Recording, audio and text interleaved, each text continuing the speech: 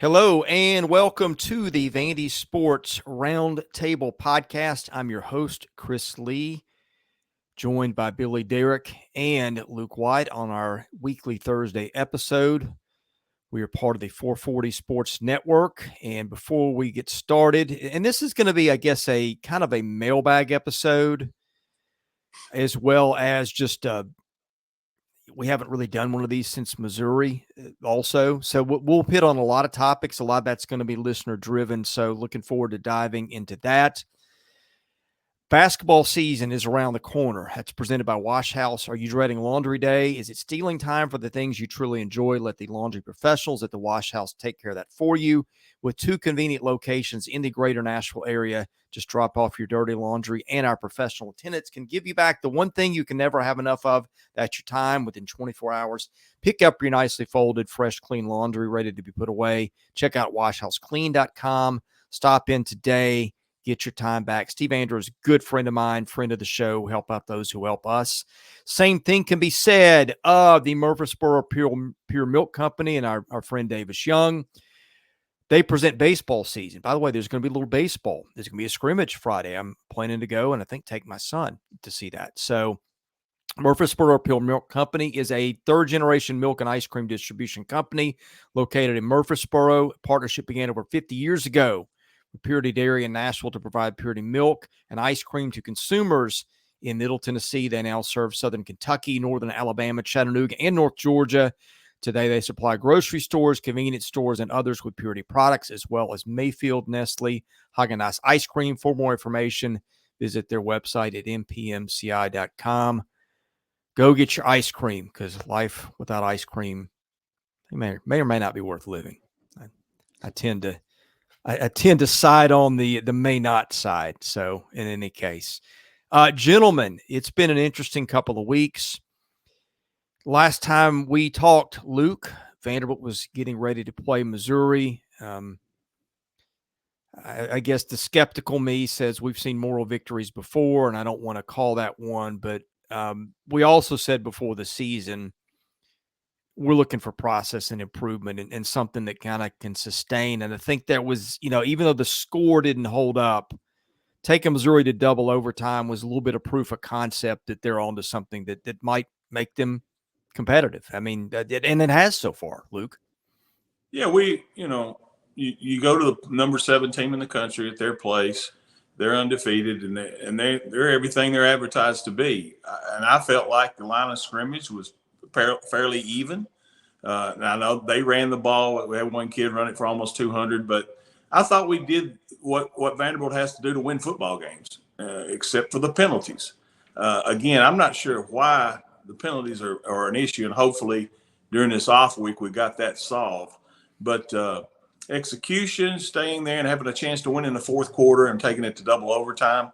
Guys, and I know fans don't want to hear this, no one wants to hear that, but that's where Vanderbilt is. We have to have a chance in the fourth quarter to win games. We're not going to go out and win a game 41-10 against anybody. So that's the best we can hope for, and then hopefully you make the kick or you get the first down or whatever it may be to go ahead and push yourselves over the top and get one of those games. That's what it takes to get through to the other side.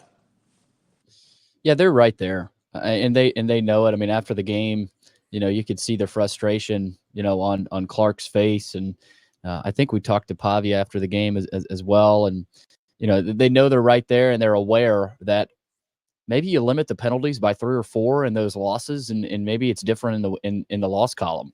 At this point, we know offensively they're going to have a good plan for just about every game, and I think they have. Maybe Georgia State, right? Pavia was not 100%.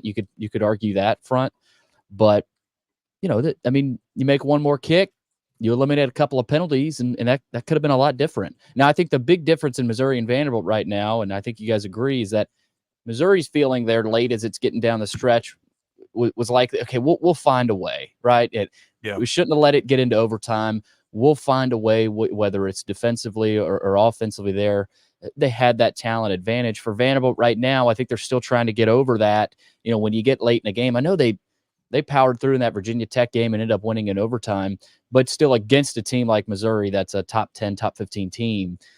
that's a tough hurdle to get over. So Chris, I think that they're still working through that and trying to create sort of a new mindset late in games that, no, we're going to find a way. It's not the other team that has that mindset. I think, just had that feeling late that, Missouri was going to find a way. And they did. And I think Vanderbilt has to get to a point, because if they want to make a bowl, they're going to have to find that mindset within them late in games. Yeah, this team's got some deficiencies. I don't think on the defensive line they are top half of the SEC caliber. They've looked better at times. The pass rushers look better at times. I think having Sidner and Wood out has really hurt them. That's one thing. And I know every team deals with injuries, right? And Oklahoma, that's a team that's got more of them than anybody. So Vanderbilt's hardly the worst in the league in that spot. But I do wonder, man, if you had those two FCS corners, because that's one place they're really struggling to cover downfield, how different does that look? And the other thing, Luke, I want to ask you about this. This did not occur to me until just now as we're doing this. I think the penalty issue, and I think they're bottom 15 in penalties per game, and also penalty yardage per game, which is very uncharacteristic. But I feel like about half those have been on the offensive line. And a lot of those are and they get an inordinate amount of pre-snap offensive penalties. Now, I think they're very well coached on that side of the ball. And I think Chris Klonakis is obviously very well regarded as an offensive coach, and he's in charge of the offensive line. I do wonder if there's something there, that's flipping the guard and the tackle and going strong guard and strong tackle. Is there something they're having trouble digesting pre-snap? Because I just feel like they get an unusual amount of penalties that are unforced errors there. Yeah, I'm glad you brought that up, and maybe you guys have the answer to this. Has it been the same guys getting the penalties, or has it been everyone, it's your turn to get one and your turn to get one? Because if that's the case, then it's a problem. Because if let's say, for instance, I'm just throwing out a name here, if it's Chase Mitchell who's gotten 6 and Lasoya's only gotten 1, then you've got a problem with an individual kid. Yeah. I don't know that. I don't know how those stack up. I don't know if Billy or you or Chris know that. But no, and a lot of it just happens, Yeah. A kid, you're going across a kid, a kid knows how good the guy is in front of him. And on a certain play, if he knows he's got to pull and get out quick, he'll try to get that edge and pull away a little quicker. I remember one of the penalties that's inexcusable was either our left tackle or our right tackle was lined up 1.5 yards off the line of scrimmage. So we got to at those kind of things can't happen. How they happen, who knows? I mean, you see it all the time in the NFL, college football, but you're right. It's got to get cleaned up for whatever reason it is. Well, and Chris, I feel like too, we talked a lot before the season offensively that, how are they going to adjust to this new offense and this new scheme? I feel like now we're seeing that, especially against Missouri, because a lot of these pre-snap, you mentioned it's from the offensive linemen, but Luke, I do think it's been fairly spread out. I mean, that's a guess. I'm not tracking these and writing the numbers down, but I do think, and I wonder if it's certain plays, right? Going back, if you were to look at, they were running this play on when this guy jumped and why is he jumping? So, and they had 2 weeks to try to figure that out. But you're right, Chris, and it's hurt them, early in possessions too, with first, second down. And you're just like, well, it just sets you back. So that, and Pavia mentioned that you cannot get behind the chains, but I do feel like, Chris, the issues that we thought would pop up early in the season, I feel like are now starting to, at least some offensively, when it comes to penalties and things of that nature. Yeah, it's just weird. Go ahead, Luke. I'm sorry. I just want to give you an example of what can happen. We had a player years ago named Jim Anguiano, who was our center back in the mid-'90s, and we were playing Arkansas, and they had an all-SEC nose guard named Junior Soley.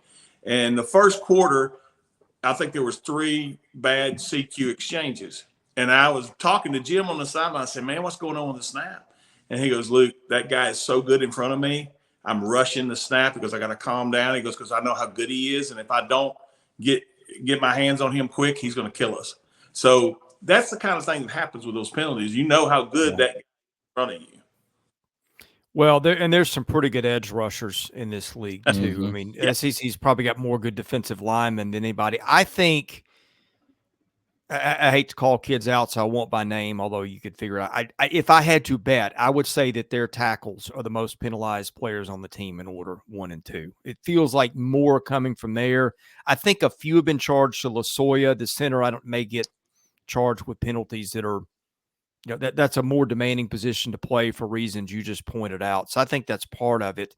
But it is weird because, like, on one hand, like, if you're looking for discipline, you're looking at penalties and turnovers. And on one hand, they've turned the ball over less than any Power 4 team in the country, but they're up there. They are one of the most penalized teams in the country. So there's things that just don't make sense, and you kind of wonder why. I would say a lot of that is probably a big check mark in Diego Pavia's box too. That, balls in his hands every play, and by the way, the one turnover they've had was he fumbled one where a tackle missed a block. So I don't know. I don't know if you wonder sometimes. And I'm not being critical. I have no idea. I do wonder if having to constantly flip sides, if that causes some confusion or some discontinuity. I'm just more curious than anything. Well, and you did see Gunnar Hansen, I think, was lined up on the right side there against Georgia State, and got Pavia sacked there, and just looked, just didn't look good at all. And so I do wonder that too, Chris. But back to the turnovers, Vanderbilt hasn't turned the ball over. They've only turned it over. Is it once or twice? Once. Yeah. Yes. So, which is incredible. I mean, I know they've played 4 games, but we're headed into week 6, and if they just clean it up penalty wise, man, they're right there. And so I think, Luke, the turnovers, that has to get fixed though, because it's almost like an element of their, and I don't know if they stopped running those end arounds with Sherrill. I don't know that he's gathered one of those. And so I don't know if it's a little bit of Pavia, a little bit of Sherrill, what's been going on there. But I think that has to be an element of their offense that they need to utilize. And I don't know that they've been able to, because they just haven't been able to get that handoff in for whatever reason. Well, we have to watch for the turnovers this weekend because of how quick Alabama. They're going to be in our backfield at times. They're going to be very, very disruptive. That's when those penalties can rear their ugly head. Well, I mean, it's just a weird year because one play in Georgia State, if it goes a different way, the feel of the season is completely different, because then a bowl is semi-realistic. Because look, right now, if they played Ball State, and I'll just pull this up, I've got a model I keep that's pretty close to what the spread is. If they played Ball State at home right now, they would be about a 27.5 point favorite, which they're going to play them in a few weeks. So that's one they should win. But you go back and you match them up against Georgia State. If they played that game right now on a neutral field, Vanderbilt will be a 14-point favorite. I mean, Georgia State, by the power rankings I've got, is the number 114 team out of 134. That's a bad team they lost to. Now, I know football's different every week and they look better. It's just all these little things that are sending you mixed signals. And I think what it is they are good enough to challenge some really good teams on the right day, but they still lack enough in talent, discipline, whatever, that they can lose to a bad team. And so both those things are part of their resume. It is strange. It really is. But and I said this last podcast, I think they could also just as easily be 1-3. Yeah. I mean, if you really think about it, that Virginia Tech game, one play goes another way. People say we could be 4-0. Well, okay, that could also be 1-3, right? And that's happened before. It happened. It's happened under Clark Lee, where you just get the rough starts to the season. So I feel like a lot of this is clinging to that Virginia Tech win. And, you talk about that. If they don't get that, this is probably a lot different. But Chris, I do wonder, how much has that model changed as this season has gone on? How much have those lines shifted? Well, I can tell you exactly what they are every week, because, and hang on just a minute while I pull it up. It's a points above average model that I use, and it's 5 sources. They're all pretty good ones. Most of them if you really follow football, you'd know. And so it serves to sort of, if one system like an SP Plus really likes you or hates you, well, that's just 20% of the system. Mm-hmm. But let me pull up what they are this year. I will tell you how many points above average the computers had them. Because I'm interested in that maybe Auburn and Kentucky, how that has shifted. Because well, I'll give you. Okay, they were 6.6 points below average heading into Virginia Tech, 3.3 points below average heading into Alcorn State, 0.6 points above average heading into Georgia State, minus 0.9 points below average heading into Missouri, and 1.3 points above average heading into this week. So they are right now, by the computers, they are a full almost 8 points better than they were to start the season. And there's something that I said before the season that's kind of haunting right now. And I said they could be, 7, 8, 10 points better this season than they were last season, but it might not make a difference in the win-loss record because they had that much ground to make up. Right now, let me tell you what the lines are for every game. The model that I've got has got them being a 24-point, 2-point underdog to Alabama. The actual spread is 24.5. And this takes into account 2.5 points home field either way. They should be a 13-point dog against Kentucky, should be a 27-point favorite over Ball State, should be about a 23.5-point dog to Texas. There'll be about a 10-point dog to Auburn, about a 7-point underdog to South Carolina, about a 17-point underdog at LSU, and about a 21-point underdog at Tennessee. So the problem is if this plays out like chalk, they're going 3-9, even though they're a much better football team. Right. But something that hits me is that those lines are like, what was the Georgia line last year? At least 30s. Yeah. 35, something. So for Alabama to be 23 at most spots, and even Tennessee looking ahead 21, that tells you the respect, Vegas does have for probably specifically Pavia and Vanderbilt. I just thought it was interesting kind of how has that shifted as the season has gone on. Well, after the first 4 games, basically what they're saying is we're a touchdown better on both sides of the ball.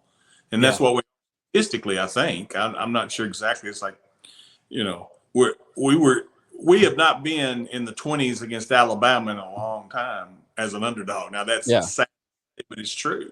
It's always been 30, even 40 something one time. Well, when you let the program slip that far, like that was even tough for Tennessee to come back from. Yeah. Much less Vanderbilt. I mean, so. Look, Tennessee had not beaten a ranked team on the road in how many years until they beat Oklahoma the other night. Injury decimated Oklahoma. Yeah. So, if it can do it, like you said, to a state-run program like that, that's got everything going for it, imagine what it can do to a place like Vanderbilt. One other thing I wanted to bring up, because I don't think we've talked about this much, and it was the focus of the game after the way the Missouri game ended. I think they've been pretty good on special teams. I know Brock Taylor has missed that kick at the end of the game, and, he can hit one from 57, but miss one from 31. And I think that points to pressure and situation. But I don't know that we mentioned his name yet. And after last year, Matt Hayball set such a high bar. Jesse Murko has been outstanding. Yes. And they've had a punt return touchdown from Martell Height. I mean, they've been that one missed kick aside. Well, there were 2. The Virginia Tech one didn't hurt them because they won it, but they've been really good in that area too. And I don't think we've really discussed that, guys. My thing, and the only complaint I have, and you guys have probably noticed it, and our kickoffs have not. There's been too many returns on kickoffs. Those need to be to the end zone, and I know Will Ferris has the capability of doing that. I'll say this on that short kickoff against Missouri, and that was obviously planned. I would guess there. That was beautiful. Yeah. And their coverage, Coach Lepak has done a phenomenal job with that special teams unit. And I wondered, with Lustig going up to Penn State with James Franklin, I wondered how would the unit slip at all? How much different would it look? Well, it's almost looked better in a lot of areas. And Mirko, I will say, Chris, I think he's mishit a couple, but especially against Missouri. I mean, that first one to Burden, and it's Luther Burden, so you're going to have some yards. But I think not giving up a touchdown there against Burden was. I mean, he could have easily taken one of those to the house just as easily as as getting stopped there. So, that's a good point, Chris, on punting. They haven't really lost much of a step there after Matt Hayball, who's now with the Saints. Yeah. You're tying all this together. It's 4 games, and so you're going to have I mean, they've been in 3 games that went down to the last play, and they've had 1 blowout. Like, if you could divide games into fractions, they probably should be 2.5 and 1.5. Just, even in the breaks out, but that's not how, and that was the problem in that Georgia State game. And it just really, I mean, they could go 5-7 to be a much better football team, but the difference between 5-7 and 6-6, especially when one of those was a road game like that, to Georgia State. And by the way, Luke, here's the thing I've been meaning to bring up. How many SEC teams or Power 5 teams have played at group of 5 opponents 4 years in a row like they have? Oh, I don't think. I mean, why is that? Because they don't want to pay another team to come here and play this. Again, it's back to being cheap, and I see that and look now. For my understanding is Ben Coffin is now involved heavily in scheduling. Okay. Yeah. When Derek Mason was there, it was Jason Grooms almost 100%. I don't know. I'm obviously consulted with Derek and I guess Candace and David Williams about it, but those games are scheduled so far out, which is, to me, I don't understand why you have to do that. Yeah. I don't get that. Not now, not in modern day.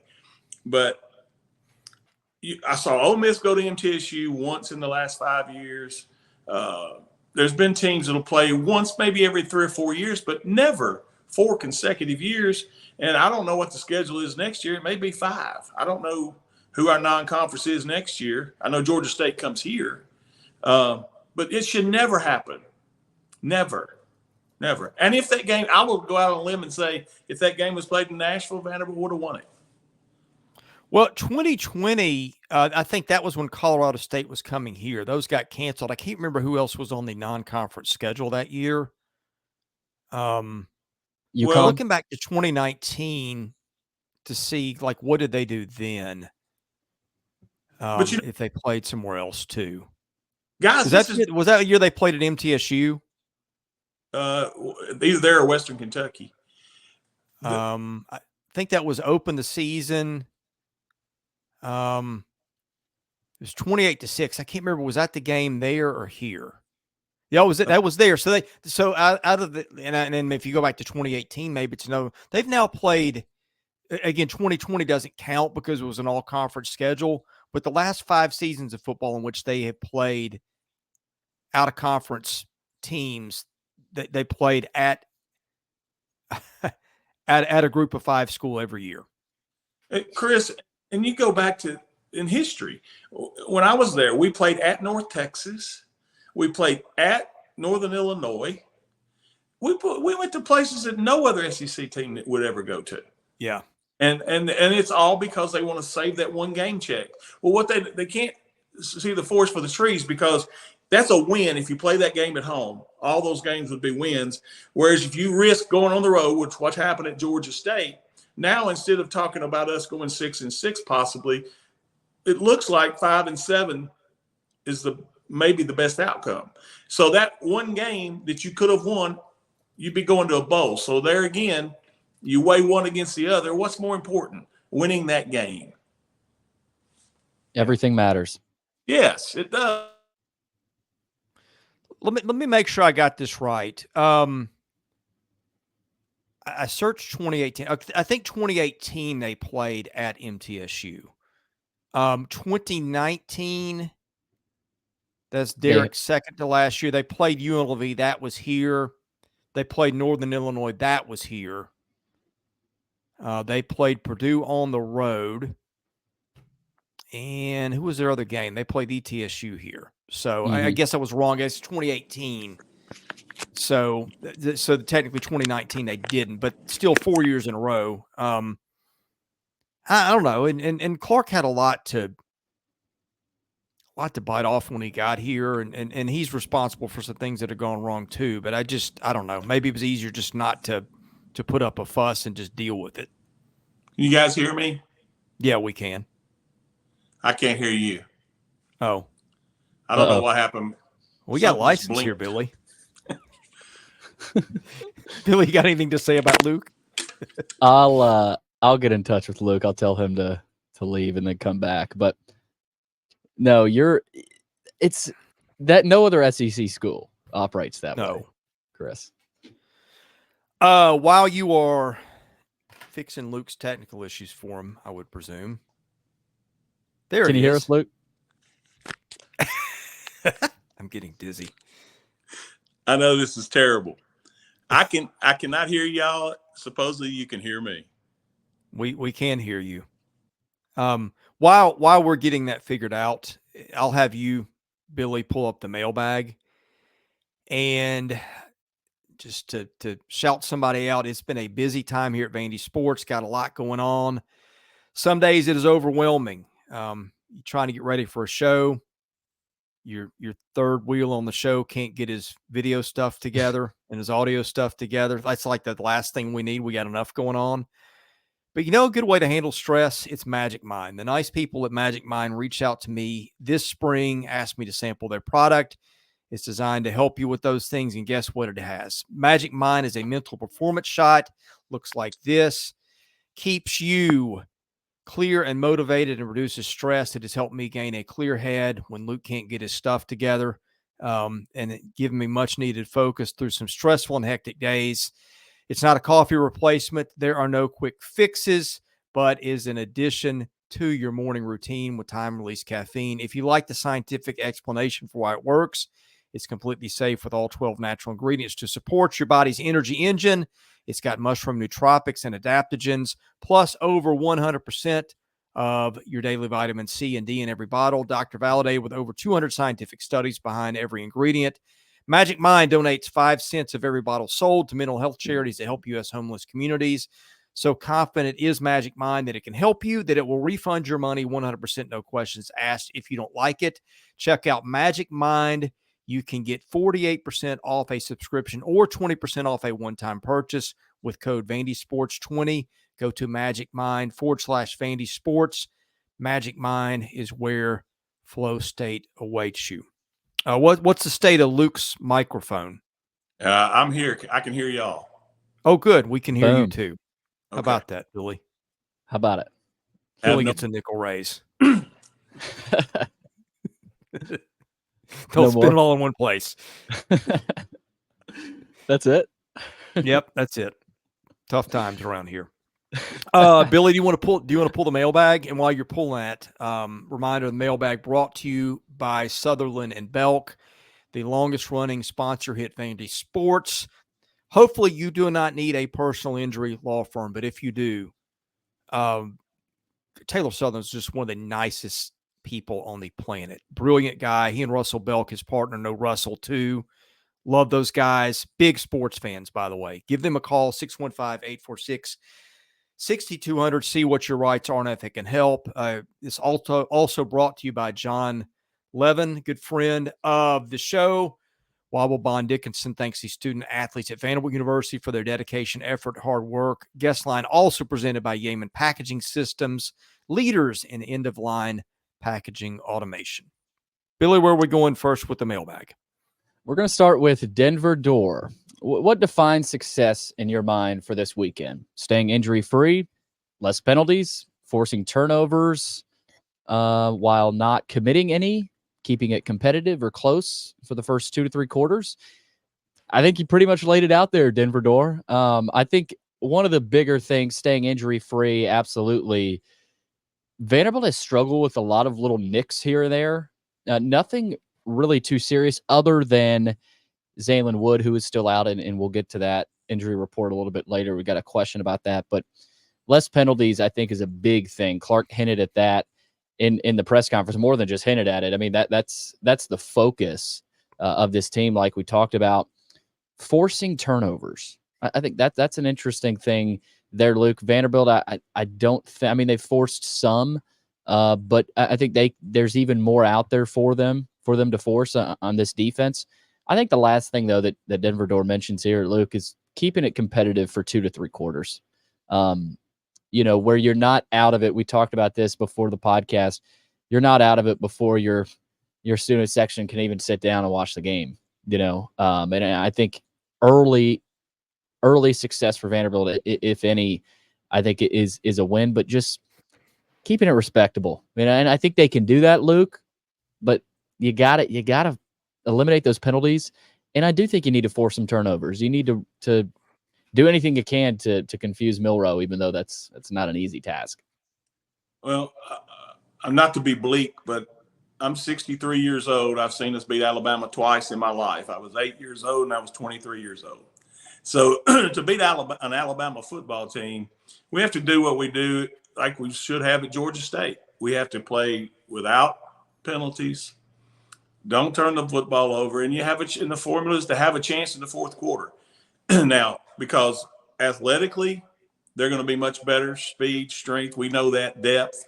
But what we can control, the controllables, the penalties, the making sure that we don't call timeouts when we shouldn't, have timeouts at the end of a game if it's a one-score game. We have to do all those little things at Vanderbilt. You always do, no matter whether you're playing Georgia State or Alabama.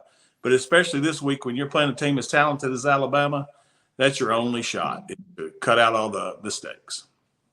Well, you start with realism. I watched Alabama and Georgia, and Ryan Williams made Georgia, which has got as good athletes in its secondary as anybody. He made them look silly.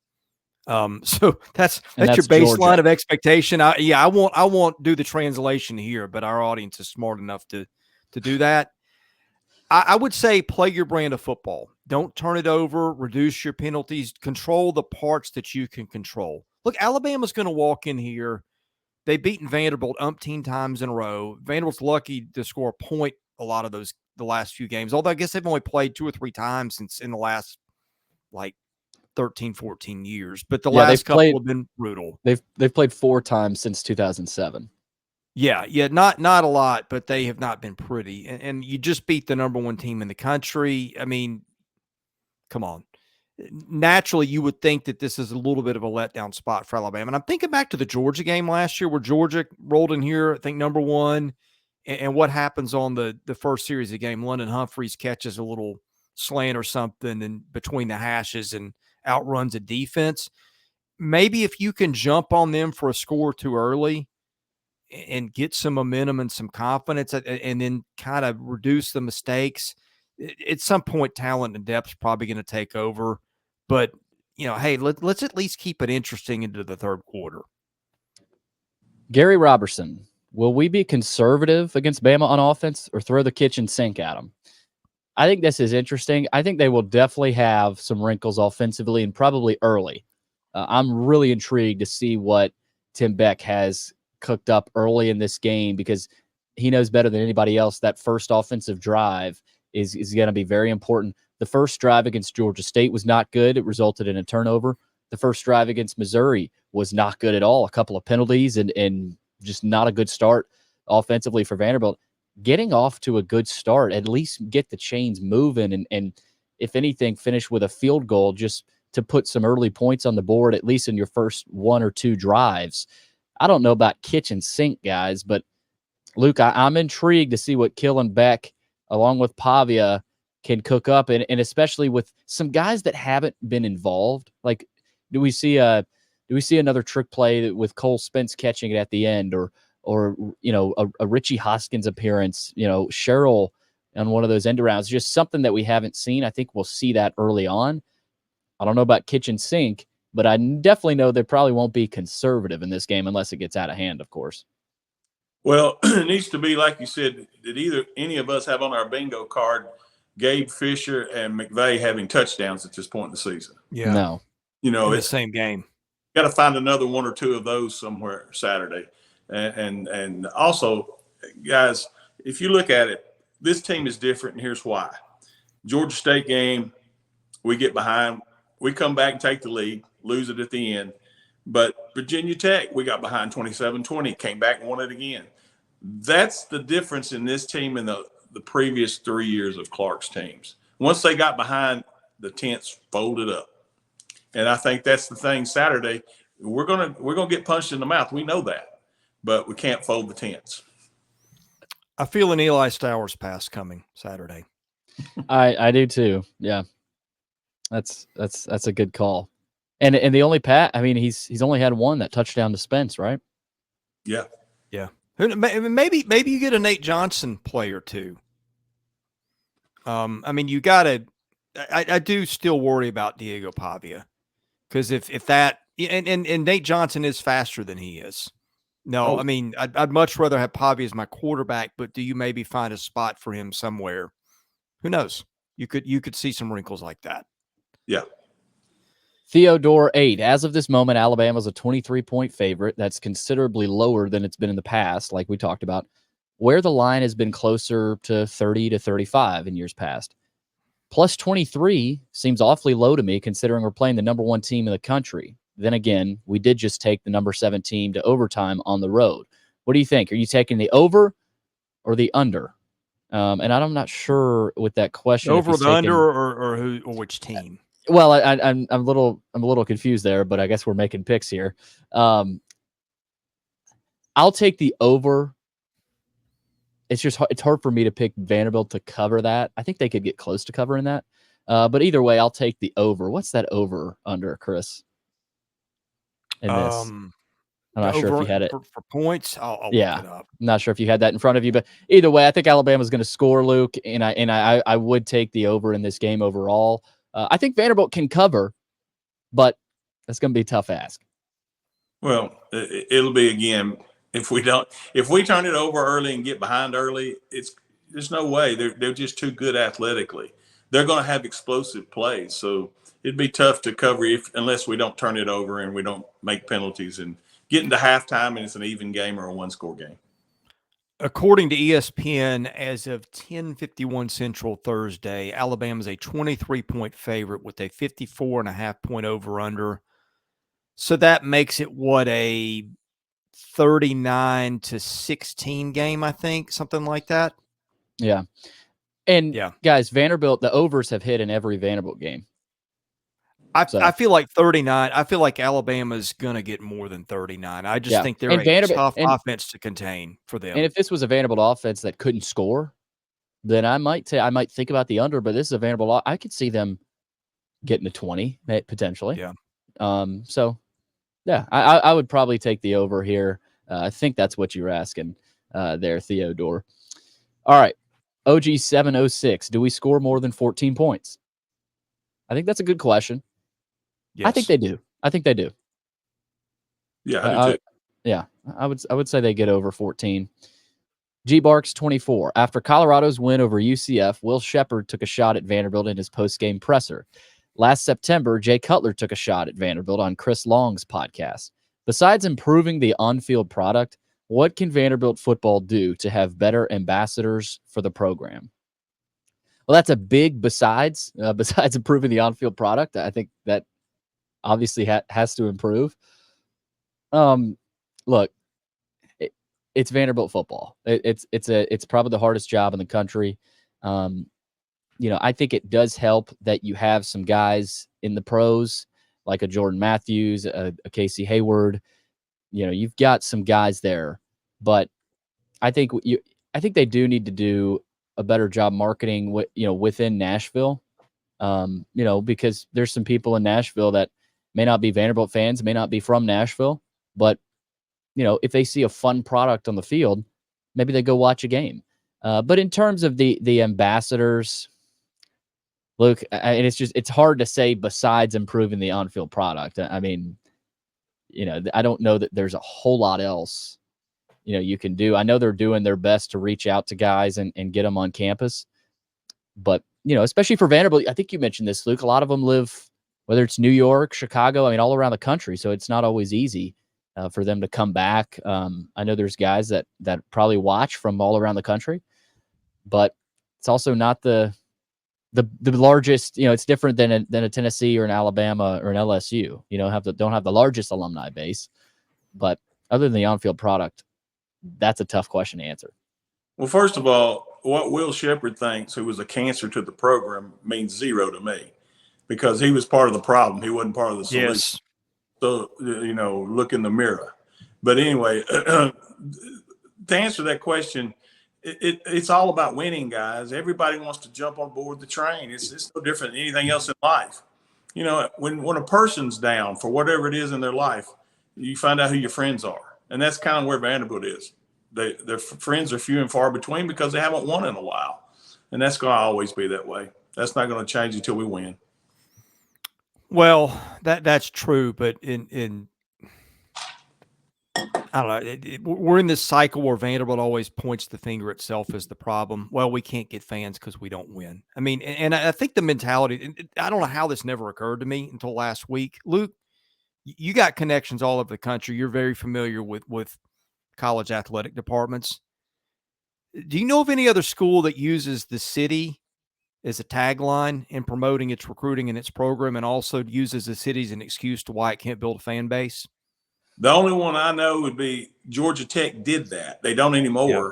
They had that as one of their catchphrases or whatever you want to call it back when right after Paul Johnson left. I'm not forget who the coach, but that's the only other school that I know of. Now, there's schools, and I was talking to Billy about this before we went on air. Northwestern, some other schools like that, Stanford, they have problems too getting people to really do. Wake Forest had won the ACC. The year they won the ACC in a stadium that seats 33,000. When they played Florida State, it was 25,000 Florida State and 8,000 Wake Forest.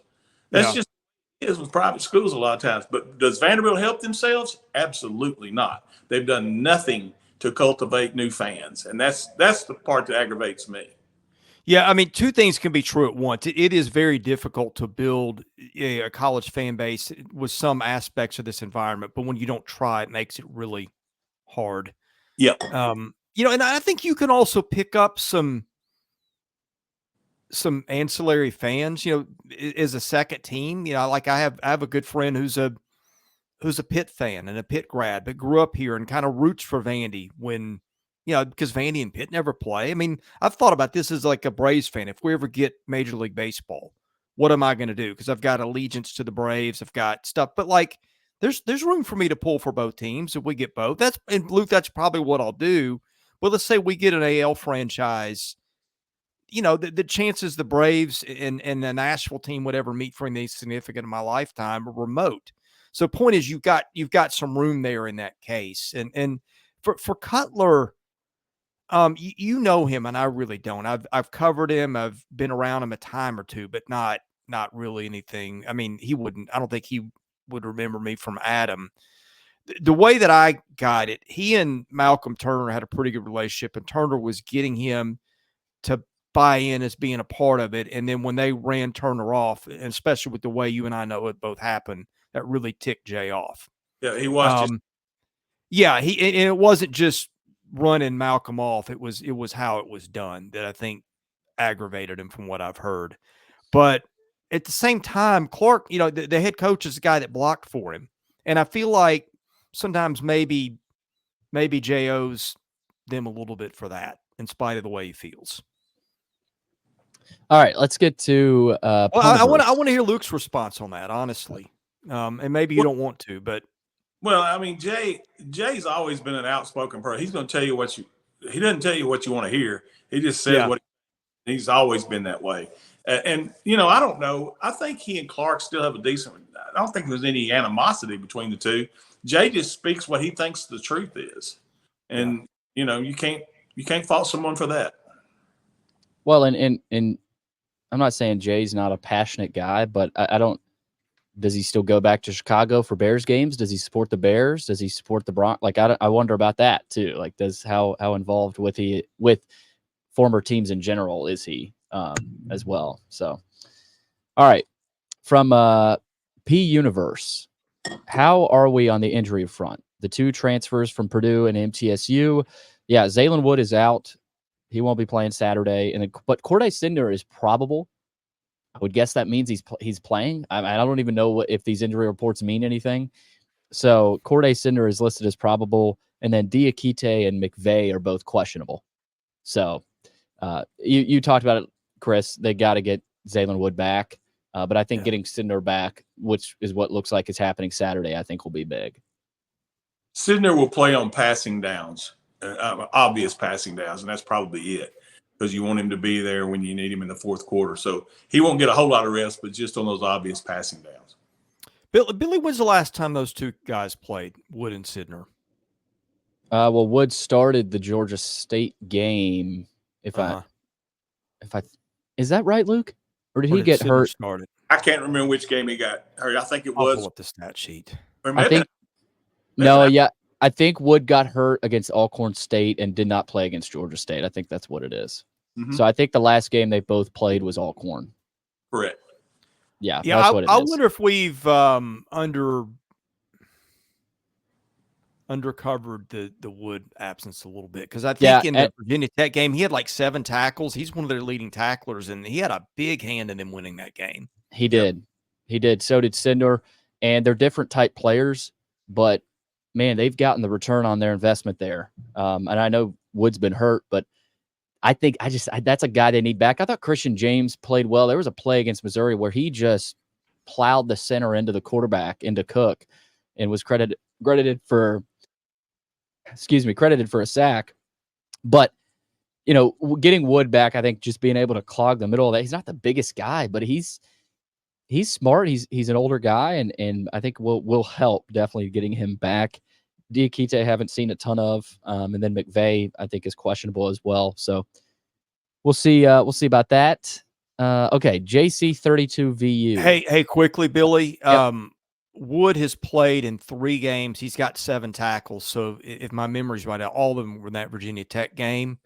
So he hasn't either been effective, maybe that's been health, and those others. And Sindner has played 2 games with 2 tackles. So anyway. Okay. Both of them for loss. Okay. So maybe it was the Georgia State game. Wood got hurt. All right. Either way, moving on, JC32VU. How much of the mindset shift of this team that Clark has mentioned this week should be attributed to Diego Pavia? And can this mentality continue on after he's gone? Yeah, I mean, a lot of it a quarterback can change everything within a team. I think Diego Pavia deserves a ton of that credit with the mindset shift of this team. He's the quarterback. He's the leader of this team. This team goes as he goes. When he's having success, when he's balling out, this team is winning games. I mean, it really is as simple as that. Now, you get into the meteor schedule, it's going to get tougher. But the question here, can this mentality continue on after he's gone? I think it can, because, Jerry Kill, you would assume, is back. Same with Tim Beck. But I think it's going to depend on, can they find a guy similar to Pavia? But also, I think Vanderbilt needed this surge from Pavia to infuse this throughout the team, not just offensively, but defensively, special teams, and even with the coaches. I think Pavia's taught some things to some of these coaches as well, that you can win here. It doesn't matter who you're playing week in, week out. So, Luke, obviously, I think Pavia deserves a lot of credit, but I think the more interesting question, can this continue after he's gone? I think a lot of that's going to depend on the coaching staff. Are the coaches retained as well? And can you recruit to what Pavia has done with another similar type quarterback in the portal? Well, we're going to find out, because we're getting ready to play 6 games in a row, and there's almost no chance that Diego will not miss series because of getting dinged of some kind. So when Nate Johnson comes in at quarterback, or Dickey, or whoever it may be, we're going to find out how this offense functions from that standpoint. But as important as Diego is, like you said, you have to retain Beck, you have to retain Kill, you have to keep Klanakis, and you have to keep Steiner. Those 4 guys for sure can't leave your program. Yeah, those guys are really good coaches. They have a good offensive staff for maybe since the first time since Andy Ludwig was Mhm. here. Yep. So I think that part of it, yeah, you can try. Now look, and they will try stylistically, presuming Nate Johnson is back next year. But I don't think that you can just replicate the heart and the intangibles that Diego Pavia gives you. I don't know that there's another player in the country like him in that regard. And so that's where I am a little skeptical. I think he's a one of one. And I mean, he is the most difference making player they've had probably since Zach Cunningham was here. It's fair. Yeah. Okay, we got a kind of a football basketball question. Exactly what is Vanderbilt's predicted NIL budget for football and men's basketball, if you had to guess, for 2025? That's an interesting question. I think it'll probably move every year. Chris, you're probably and Luke, probably the guys to answer that. What are we looking at? NIL budget for next year? Well, and this is from knowledge, and it's also from common sense. If we finish this season 2-10, NIL and that type of stuff and money flowing is going to be a problem. If we go 10-20 in basketball, it's going to be a problem. So it all is predicated on the wins and losses. Everyone wants to be a part of a winner, and they don't want to throw their money down a black hole. So it's all wins and losses as far as the fluctuation of NIL. My phone rings about this multiple times every week, and all anybody has is confusion and questions. Yep. There's no clarity. I mean, yeah, I'm just going to stop there. I'm concerned. All right, we've got another basketball question here, getting full into basketball. With just one recruit, the basketball staff seems to not have had much success in high school recruiting so far. What do you think their next steps are? Do they continue to try to build a freshman class, or do they hope the NIL money sticks around and try their hand at another group of transfers? Well, I think Joey and Brandon actually got to this in one of their basketball episodes. You got to win this year first. I don't know that there's a ton of guys around the country that will blindly commit to your program without seeing what you can do on the court with the guys you got out of the portal. So, Luke, this is a big year. I think, do they have to go portal again next offseason? Maybe they do if they really struggle this year. But I don't see them struggling. I think they have to put proof of concept out there. And if they make the NIT, for example, I think then you'll see some high school recruits come along, and maybe you don't need as many portal guys next year. But these are old portal guys right now. I mean, you've hinted on this, Chris, one of the older rosters in the SEC, if I stand corrected there. So, maybe you're not in need of as many transfers coming up this offseason, but you've got to win this year. And I think Byington has to show that he can work with what he's got now and then build up that foundation, moving forward. I agree with everything you just said. I do think there'll be a couple, maybe 3 more freshmen added. We swung and missed on some really good recruits. Yeah. Mm-hmm. The one kid we got's great, but there's so much talent out there now, guys. I've gone to AAU tournaments and watched them, kind of like Joey does all the time, and man, there's players everywhere, and there's enough to go around, and Vanderbilt can find them. One thing they have to address, and I know it doesn't necessarily matter in the style of basketball that we want to play, but we do have to get a little bit bigger. Yeah. Yeah, I think they're probably going to be more portal heavy than the last staff was. I do, again, NIL, I have concerns there, and I do wonder, like, if you don't have that nailed down right now, it's easier to recruit a transfer because that gives you more time between now and the spring when all those kids hit the portal. I'm not reporting. I'm not even, sure if that is or isn't a factor. But with the questions I have, I do think, NIL and high school recruiting go hand in hand too. So there is that. All right, last one here, a little baseball question. What are 2 to 3 things to look for in Friday's baseball scrimmage? Chris, I know you're headed out there. I'm not able to make it. But if I was there, and Chris, talking to you here, I can't wait to see this pitching staff. J.D. Thompson comes back. They got a lot of sophomores that pitched a lot last year. whether it's Ethan McIlvain, Miller Green, Cyber, Luke Guth, I think is a guy they like. But Cody Bowker, Bowker, I'm not sure how to pronounce that, transfer from Georgetown. I think they've got – now this pitching staff is not anything like a Rock or a Leiter staff or some of even those better. I wouldn't rank this at the top of their pitching staffs, but I think they've got some potential there with some guys that pitched a lot last year, Chris, that will have to pitch even more and have to pitch a little bit better as well. So I'll be looking at the pitching, some of those new players. They lost Joseph Jurwa back. He went back to Michigan State. I was interested in seeing him. And they got a guy from, is it Stanford, I think, as well. So the new pitchers really is what I'm watching. Braden Holcomb. That'd be interesting to see how much further he can hit a baseball now. I heard some. So I heard from somebody that he hit one. I think it was over the scoreboard potentially. I think it was. So wow. He just watching Braden Holcomb, I think would be something to watch as well. But mostly the pitching staff there, Chris. I'm looking more towards just where does everybody line up, and fall is not always a great indicator of that. You'll see a guy playing a spot that you'll never see him play again. But just you got a lot of when I was trying to put together a potential lineup, I had a lot of problem. Like not just who their 9 are, but like where they're going to line those guys up. So I feel like, we know who the shortstop's going to be, and I feel like Maldonado will be their first baseman most likely, but everybody else, now I can give you a pretty good idea. I think I could probably give you a pretty good guess, but it's never certain. And sometimes Tim Corbin has different ideas about what he might want to consider. And sometimes those hold.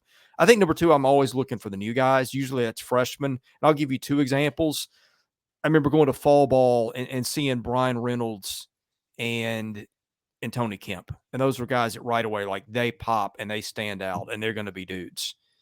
And, it's not often Kumar Rocker, another one. It's always fun when one of those guys pops. That it doesn't usually happen that way, but I always look for that. And of course, now that you got transfers, they have several of those guys. Boker's one that you mentioned, I think is maybe going to be a weekend guy for them, or at least a high leverage back end guy. So those are always the things I look for. I'm going to go with Billy, pitching, and more pitching. I think we've got guys that we're going to have 10 or 12 guys that we can rely on because of the injuries that are going to happen. So I want to see what the pitching depth. I hope he pitches as many guys as he can. I look forward to seeing is Brody Johnston. I think is a freshman that's really be special. Actually saw the kid play one time. He looked special to me. So I'm looking forward to the young guys too. But fall ball is kind of like spring football. You're not going to get a whole lot of answers. Yeah, and if anybody's going, which I'll be interested to see that crowd there, Riker White, I think is his name, number 51. If that number rings a bell, I think he'll be playing center field most likely, or at least he'll be in the outfield. He's got some speed. I think he stole a ridiculous amount of bases over the summer in summer ball. Yeah. So Riker White, I think is how you pronounce his name, is a guy to watch. Some new faces that quite frankly that needed to happen. You got some Mike Mancini from James Madison. You got some new faces. But it's going to be interesting to see even in the fall. How, like you said, Chris, where do they line up? But another big year for Vanderbilt baseball. And it's a little weird already talking about baseball again, but here we are. Look, I want to ask you something because you're pretty plugged in here. Feels like we're headed towards another year of unrestricted Gorilla Ball. No. Well, and I mean, they're trying to put some guardrails around it, but I don't think they put enough in the right ones. Am I wrong here? Yeah, no, you're right. And here's the problem. I'll say it, and I mean it. Cheaters are going to cheat. They're going to figure out ways around it. And unless you put something solid, I don't know what that would be. I mean, I'm not smart enough to figure it out. There's got to be a way. And Chris and Billy, I'd love to hear y'all's solution to it, to where every time you walk up there, that the bat we know is 100% legal. How do we know that? I don't know how. But the other thing is the punishment, that all it is an out. That's ridiculous. If you can make a 3 or 4 games, but yet obviously a cheater, it's all it is one out. That makes no sense. No, and the pitchers get suspended, but the hitters don't, Right. which is no sense. But and like we're in this world where the hitting dominates, and I think there's some pitching problems too. By the way, I think there's a lot of that goes on. But the bats are there's so many shade bats out there that and the ball coming in hard. I mean, a shade bat can give you 40 to 70 feet on a fly ball. I mean, that's the difference between not making the warning track and 8 rows deep in the stands, but. I saw a tweet. I can't remember who this was, but he was followed by some guys that I consider serious college baseball people. There's a claim that he said, I'm not saying we did it, but I'm telling you that like the way the bat stickers were last year, they could be transferred from legal bats to tampered bats in about a span of 10 minutes. So they're testing before the games this year, but if that's true, and I think the thing that people were doing is they would have 2 bats that looked alike. So you would have your legal bat that tested, and then you have your illegal bat that looked the same, and you would just take the sticker from the legal bat to the illegal. If it was, I mean, this guy may be full of crap, but watch the numbers, watch the distances, watch the EVs. Watch people slinging bats in the dugouts instead of dropping them, and you tell me.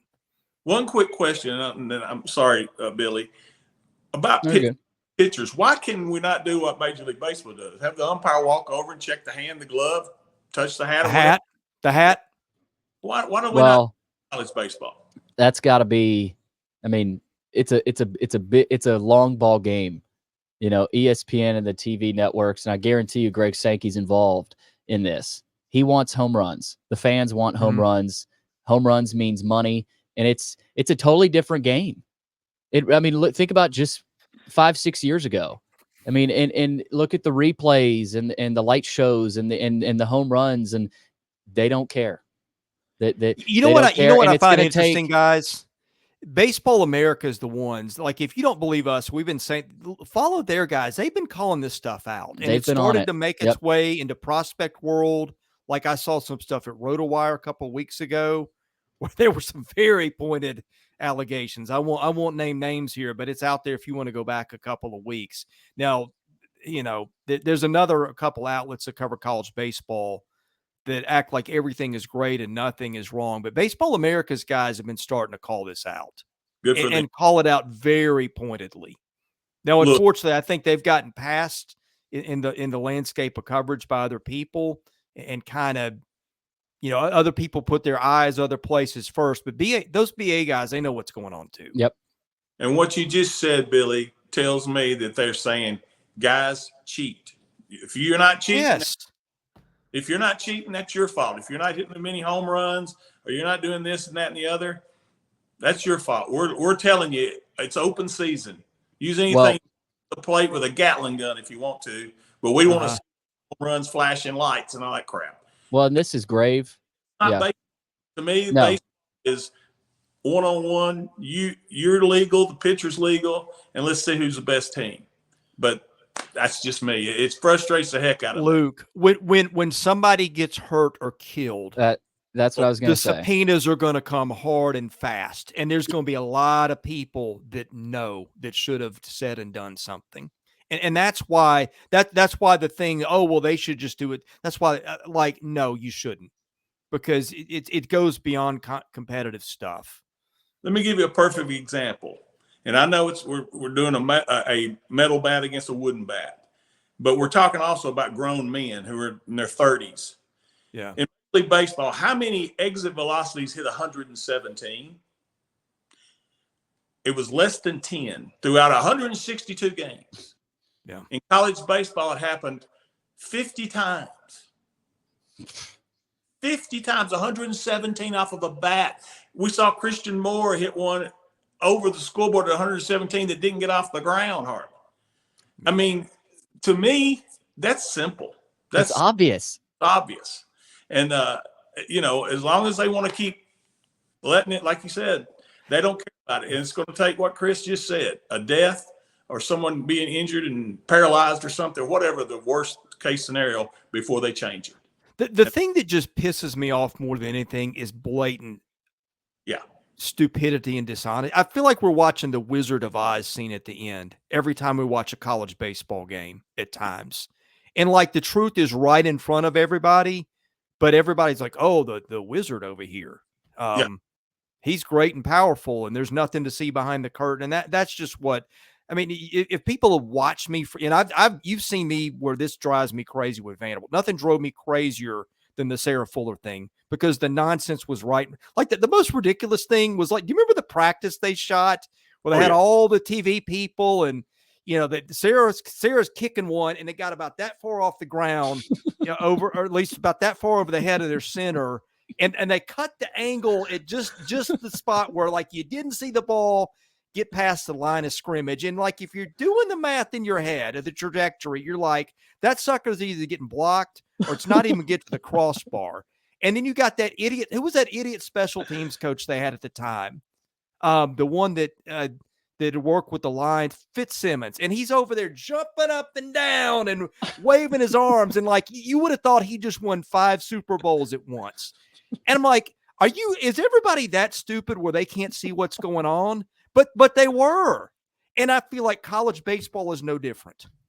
Chris, when I was at Vanderbilt, this is no exaggeration, my managerial staff had 5 kids that could kick the ball better than that. Yeah. 5 kids on the managers of the and they get everybody to buy. And Vanderbilt did it. They got people to buy into it. The way you do it is you just control the room. Yes. I could have asked Derek Mason all the questions that would have blown that up in front of everybody. You know what happened? I got locked out of the press conference. Yeah. They brought Nicole freaking R back in, who probably still couldn't name a Vanderbilt player. And they let her ask all the questions to advance the narrative they wanted. Like, I know one reason I know this stuff, I know what goes on. There's like 95% of the stuff you and I know we can't say for a lot of reasons, but we know it. And once you know it, it's more obvious. And that was the same thing. I've seen, covering Vanderbilt long enough, you kind of become an expert in seeing how people manipulate and orchestrate narratives. And it just drives me crazy to see it in college baseball, because it's the same stuff. It's just done differently. Yes. Well, and one more thing on the college baseball thing. I know we got to wrap it up, but the older coaches and Tim Corbin, I know he's working hard at this, but Paul Maneri, I mean, he's at South Carolina now. LSU, the older coaches have to step up and respect the integrity of the game. I don't know that everyone will. Because maybe it affects their program, their winning, their budget, whatever. But I mean, come on, guys, let's grow up a little here and do what's right for the game. Yeah, that's why nobody's got. I'm sorry, but nobody's got the balls to do it, and that's one of the problems. Well, that's why in the College World Series last year, the only team I even wanted to watch when they played was Kentucky, because I know for a fact, I know people at Kentucky, they did not cheat. I really like Mingione. I really like him. Yeah. So to me, Kentucky was the national champion last year. Hey, that's the Vanderbilt style. I mean, I think if anything, that's you can still win with that style. They had a really good pitching staff. I think that's what Vanderbilt's got to get back to. But yeah, well, and look, Vanderbilt got caught with something. Yeah, Vanderbilt got caught with something. We're not like.